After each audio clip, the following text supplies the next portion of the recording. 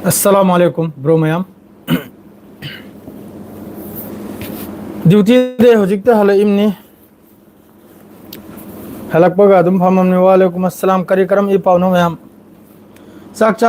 चाद्रिदा नखोय ma'am गा Pawase अमतंग फाउनरम again थोकलकपनी हेल्ब पावदी अदु यामना important ओइबदी लेते को बस मतम ngai बाइब दुनी कमतम करी वइनी करमता खंगदे ईरान की तरफ तक समकसु धमकी लाई अब्बास अराक्ची की तरफ तक मसा की देशता फमलेगा हारिसना बो अमेरिका न थमलेबो अफम पुनमक न्यूक्लियर यूरेनियम इन्वेस्टमेंट वगैरह अदुई मथक्ता मखोयगी मिसाइल प्रोग्राम वगैरह असिगिदमक्ता यामना साथीना शहीद ओइखिसिनी खून पसीना आइबदो अदु एक तौरगा मी कयामा शहीद ओइखरेगा अदुगी मतुंगदा आहिकुम मखोयगी वालेकुम अस्सलाम चाद्री ताव थोंबाव थोंद्री हजिक संजल इमनी अदुकुंबा थवाई कथोखिबा देश की दमकता अदुकुंबा कोंगाय में यावरगा न्यूक्लियर प्रोग्राम से साखरिमनी ईरान न ngमगनी करिगायदि हौजी अमका पावम खक्तंग ला इंपोर्टेंट होइबा GBU 57 हाइना नहीं देखरनी ममांगदा अमेरिका की तरफ तगी ईरान की न्यूक्लियर साइट अखोई इस्पाहान नतान्स माद्रे मखोई मफम अहुम मरीदनी अदुकुंबा मखोई GBU 57 बंकर ब्लास्टर बमदु हौजिक ट्विटर दा अदुगदु याम कन्ना चर्चा होइनरिको अदुकुंबा बोमदु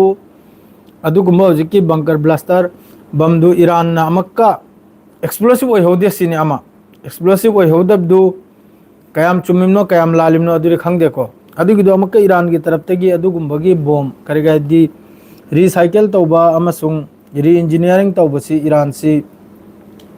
सिगी एरिया सिदा मंगुंदे हेन पावरफुल से लाइखिद्रमनि सुकुंबा थबक ड्रोन दो ओइगेरा मिसाइल दो ओइगेरा एनी पोता मखोय रिसाइकल अमसुंग अदुगी पोतु येंगलेगा अदुगी नकल तौबसिदने यामना साथीबा कंट्री नाबा अदुना अदुगुंबा GBU 57 हारिदो कम से कम अदु कयानो मान तन हरदो 20 टन ल करिनोनि मागी बोमदुगी माना पूरी से वारहेड अदुगी दु साखिबगी ईरान ना अदुगुंबे पावम लाई अदरे होजी इंडिया दा याम साथीना मखोयगी नव भारत हाइब्रा करिनो चैनल अम फगलेबनी इंडिया की अदुदा होजी इंडिया की मथक्ता इंडिया का होजी अखोयगी एग्रीमेंट तौखरिबा मखोयगी होजिकी अनौब डील से असिगी फायदा सिमाने याम साथीना उतली को होजिकता याम साथीना चाइना दा पाकिस्तान दा दुक्तांगी थाव माद्रेदी फलाना दा दुक्तांगी है याम कन्न मा न्यूज़ सिदा लाउरी याम कन्न अद्रेदी याखोय असम की चीफ मिनिस्टर अखोयगी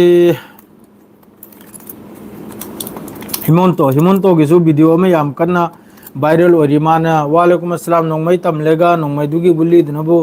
मुसलमान की मथक्ता अदुगुंबा वीडियो दो मखोय BJP की मखोयगी सोशल हैंडल दगी डिलीट तौखरेगा सु माबु याम साथीना हौजिक मयामना ट्रोलम तौरिको हौजिक की अखोयगी असम की चीफ मिनिस्टर से हिमंतो विश्व शर्मा BJP की अदुबु याम कन्न ट्रोल तौरी मदु मागी वीडियो दुसु याम साथीना अखोयगी ट्रेनिंग रूम गुंबदनिदा नोंमै तमलेगा मादुगा नोंमैगी एम दुदनबु मुसलमान तुबी उपा अदुगुंबा मी लैबगिने अदुगी याम साथीना हौजी माइकई मरीदगी सोशल मीडिया सिदा मागी मथक्ते एक्शन लौबिउ मदु मागुमना मिनिस्टर ओइबो मतिक चादे असम की दमक्तानि याम कन चर्चा तौनरी अदुगा लोइनना इंडिया की हौजी अखोयगी प्राइम मिनिस्टर हौजी मलेशिया दे याम कन्न कोइरी अदुगिसु वीडियो मयामम लाई एक्शन देलदा अदु इंडिया सि हौजी कराइदा करिनो हाइबदा याम साथीना मखा ताखरे याम साथीना इसनाउ सिंग याम साथीना हौजी की लैरिबो गवर्नमेंट सिना आरो चाही तरह हमको पालदी अखोई बुदी विदेश ता लेरे माइ थोकपा अदुम तालिम अदुदा लेरिबा मी मखदरी याम साथीना वारनिको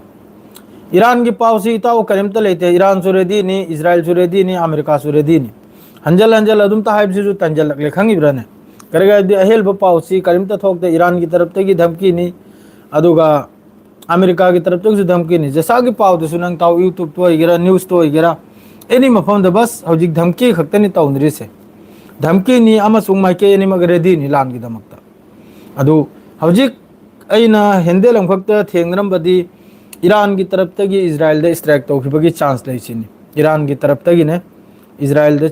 स्ट्राइक तौखिबगी चांस लेसिनी करिगादी फिफम से यामना गर्मा गरम से याम साथी न ओइरा मिडिल ईस्ट सिदा अदरेदी ईरान वाम गाइबों बलि थौरे असाइसु पाउसे अदुम मरक मरक तमम लिथ थौबी तुंगी ओइ मार मासी नहीं वाखलदा जॉर्डन दनी ईरान अहम दे स्ट्राइक तौगदर से जॉर्डन की बेस सिदनी ईरान की अहम टारगेट से करिगादी जॉर्डन सिदनी अमेरिका की हौजिक F-22 F-16 F-35 मोहगी jet fighter मखै जादुई मथक तो मखोगी B-2 बॉम्बर मादरे अमा अमा थार मोहगी कनम एयर डिफेंस पेट्रियोट असी मखै से लोने लैगरम हौजिक जॉर्डन सिदा अदुगा अतै अतै बेस कतर वगैरह मादरेदी बहरन वगैरह सिदा दुयाम हलचल होइदे हलचल वर्सी कराय दुना दा हौजिक ता याम बदा जॉर्डन सिदनी जॉर्डन सिदे याम साथी ने हलचल नि ईरान की अगेंस्ट ता अदो ईरान की अगेंस्ट मान हलचल होरमनिना ईरान की तरफ तगी अहम मिसाइल से मौन तादौरे फिफम से मौन ताबगी फिफम लेरे अदुई मथक्ता अल जजीरा दसु गजा की पाउम फाउ थोलकते करिगिन होंगदे अल जजीरा दसु गजा की पाउम फाउ थोलकते करिगिनो आई ज्ञानम तादे को थोलक पाउदी थोलबम थोइमनी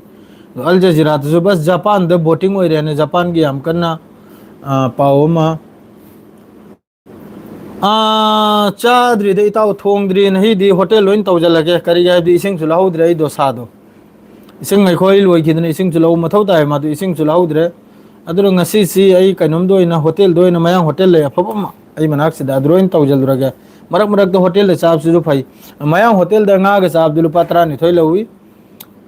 sida somali de gi su kanum statement am lai somali gi mohammad salam har sine israel na interface tauba Somali मखोई की बेस में इजराइल की तरफ तक अदु तौगाइबा अदु रिजेक्ट तौखरे हौजिक सोमाली की मोहम्मद सलम हारिबा मखोई की प्रेसिडेंट गुम्बा मखोई की मिनिस्टर गुम्बा सिनने सोमाली हर मफम सिरा अदरेदी सोमने सुदान की से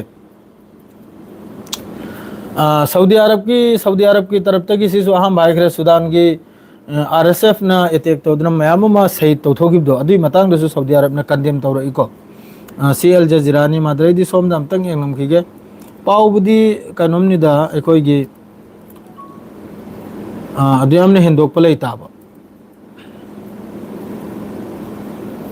पाउसे लेरेदी अखोजु तहानिंगिमने अदु अदुमते ईरान की हंजल ईरान की कनोमगी अब्बास अरागची ना ईरान द लेपे घायरिसिना बु हौजिकता ईरान की तरफ तगी यूएस की पुरक्प कनोम मखैदो मखोइगी हौजिककी हाइरिबा मखोइगी वाफम मखैदु ईरान की तरफ ते लोनी ए टू जेड रिजेक्ट निको रिजेक्शन करिगना द ईरान की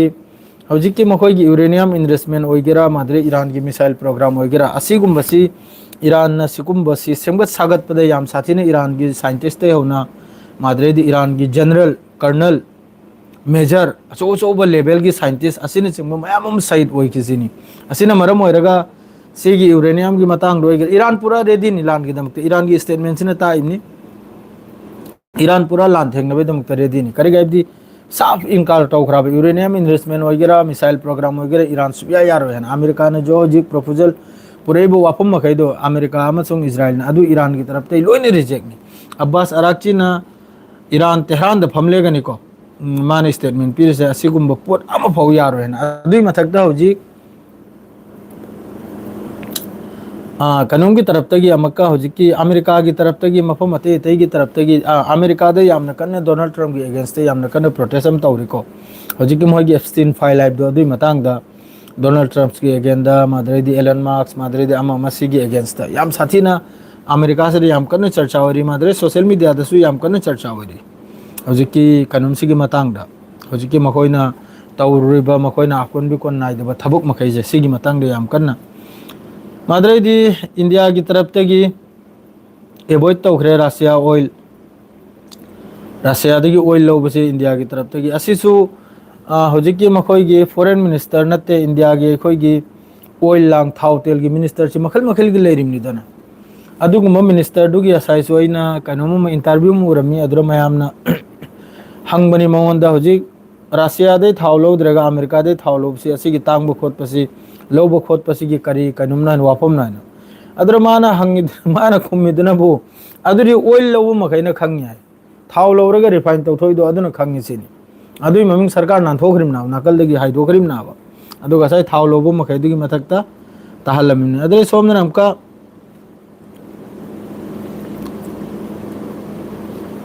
न्यूजीलैंड दसु मी न्यूजीलैंड ते काइनो हारसे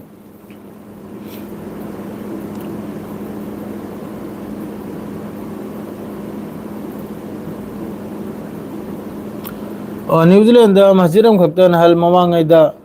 2019 के अदो अमका अपील तौरिसिनी हजिकी मी मासिदा मी यांखै का माथोइनी माना कनुम तौरमिसे सही तौथोलमिसे न्यूजीलैंड मादो अमका हियरिंग की दमकता अमका कोर्टा अपील तौरिसिनी हल निथौकान में हयंग निथौकान में तौबगी वानिको 2019 दनी थोखरिबा अखोइगी हजिकी क्रिस्ट चर्च हारिबा मस्जिद सिदा मार्च की 2019 द थोखिबो वाकियानी अदुगुम्बा मीदु अमक्का हजिक अपील तौबगी वानी असिदा अपुलबदा मी यांखैगा माथोइनी सईद ओइखरिजे माद्रेदी मी निफु अमनबु असोकपा असि मखैसिगी मथक्ता मवांगैदा अदुम तौखिबा अदुगी पाउनिको न्यूजीलैंड दा मस्जिद अमखक्ता माद्रेदी हजि याम कन्ना अखोइगी सोशल मीडिया दा इंडिया की मीडिया दा याम कन्ना हराउना बाहाइसिदा थौजन्ना बाहाइसिदा पाकिस्तान दन हल ब्लास्ट ओइदो पाकिस्तान दा ब्लास्ट ओइदो मराइनो ओइजनी अदु अखोइन थिरुबै मथौ तादे अखोइगी दा ब्लास्ट ओइबे यारो अदु खक्तनी वाहेबुबु अद्रैदी हजिकी कनुमसिदा लाइव लांग अमा मसिदा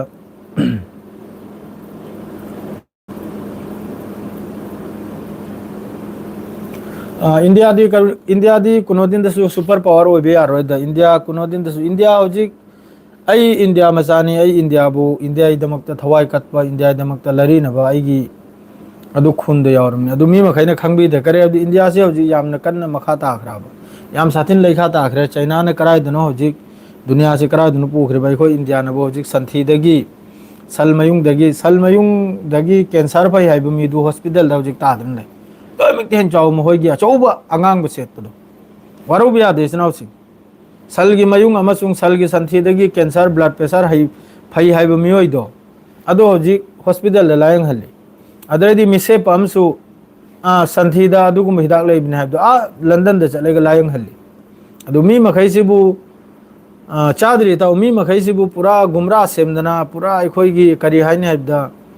अनभक्त हाइबदो खंगेदना अदुगुम बैदु सेमेगा हजिकी सरकार सिना मोंग मोंगी सेमेगा लेबना मादरैदी पाउदुमा आई अमका हाइरागे इंपोर्टेंट ओइबो पाउम फल लिथौरे तला तला तौसी लाइव से थूरगे नुंगाइते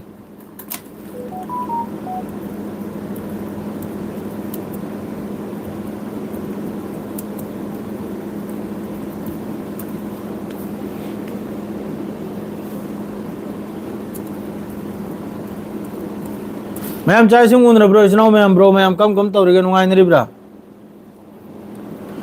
एक्स आर्मी ना इंडिया की एक्स आर्मी चीफ नि मासिना नराबेन सारिबसिना बुक अमा लाइरिक अमा अखोइगी कनुम तौ याबने सपा याबने असिगी लाइरिक सि ममांगैदा अखोइगी कनुम तौखिबगी वानिको ममांगैदा अखोइगी चाइना अखोइगी इंडिया बॉर्डर दा लान तौनखिबा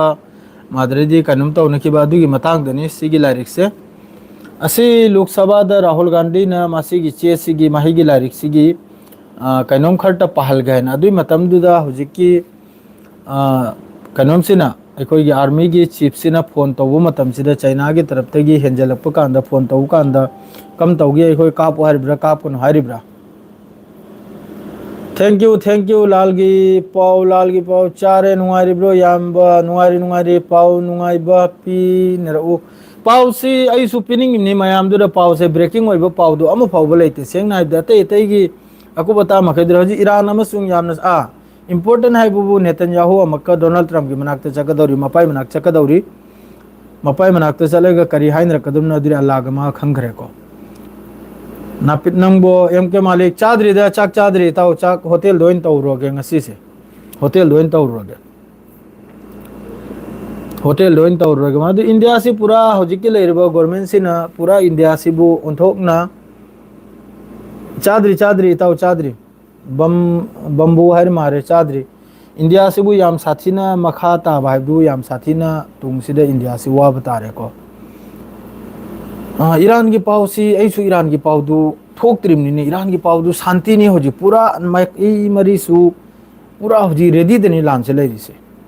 ईरान सु पूरा अमेरिका अमसुंग इजराइल की तरफ तै करिगुंबा हरकत अमता तौरपा न गाइदन लेरिनि मादुगा इजराइल सु गाइरंबे आइको अमेरिका सु गाइरंबे आइको अदु सोयदमकी अल्लाहना गाकपसो ओइसनो आई वाखलदा तौरिबो मखोइगी गांगनरिबा सानरिबा मखोइगी डायलॉग अमा म तौनरिसिनदि आई वाखलदा नही हेयंगसिदा सप्ताहसिगी मनुंगदा सोयदमकी स्ट्राइक कुंबा अमगुंबा माद्रैदि अखोइगी